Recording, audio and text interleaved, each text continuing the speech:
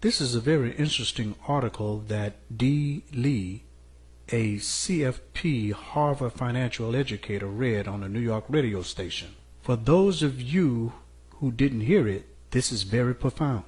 This is a heavy piece, and a Caucasian wrote it in reference to African Americans.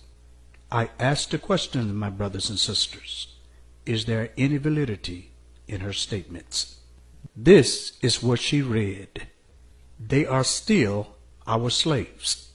We can continue to rake profit from the blacks without the effort of physical slavery. Look at the current method on containment that they use on themselves. Ignorance, greed, and selfishness. Their ignorance is the primary weapon of containment. A great man once said, the best way to hide something from black people is to put it in a book. We now live in the information age. They have gained the opportunity to read books of any subject through the efforts of their fight for freedom. Yet they refuse to read. There are numerous books readily available at Borders, Barnes and Noble, and Amazon.com, not to mention their own black bookstores that provide solid blueprints to reach economic quality, which should have been their fight all along. But few read consistently, if at all. Greed is another powerful weapon of containment. Blacks, since the abolition of slavery, have had large amounts of money at their disposal. Last year, they spent $10 billion during Christmas out of their $450 billion in total yearly income, which is 2.22%. Any of us can use them as our target market for any business venture we can dream up, no matter how outlandish they will buy into it, being primarily a consumer people. They function totally by greed. They continually want more with little thought of saving or investing. They would rather buy some new sneakers than invest in starting a business. Some even neglect their children to have the latest Tommy or FUBUs, and they still think that having a Mercedes and a big house give them status, or they have achieved their dream. They are fools. The vast majority of their people are still in poverty because their greed holds them back from collectively making better communities. With the help of BET and the rest of their black media that often broadcast destructive images into their own homes, we will continue to see huge profits like those of Tommy and Nike. Tommy Hilfiger has even jeered them, saying he does not want their money.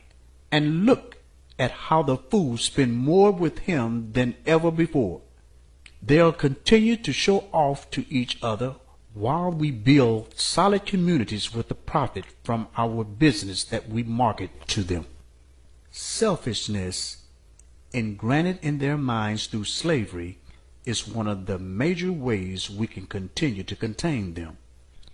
One of their own, Du Bois, said that there was an innate division in their culture, a talent tent, he calls it. He was correct in his deduction that there are segments in their culture that have achieved some form of success.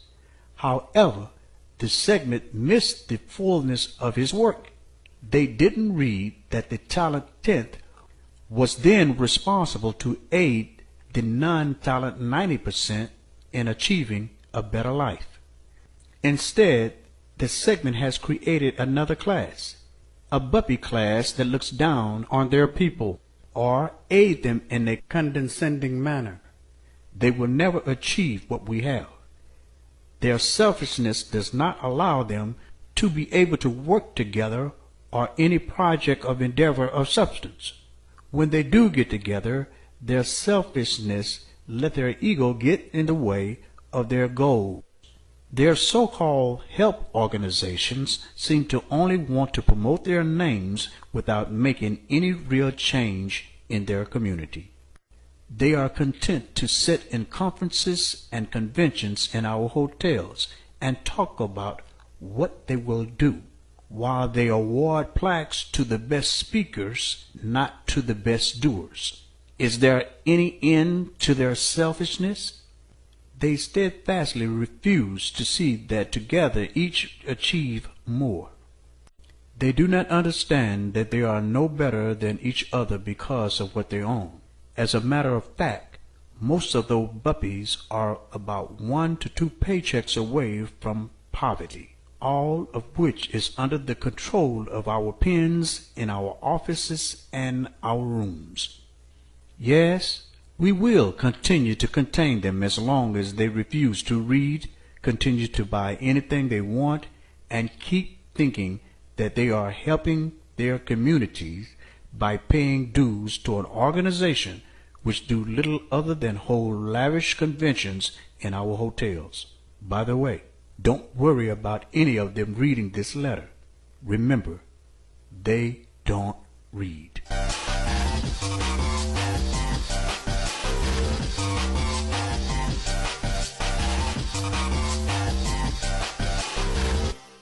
This is VoiceBox.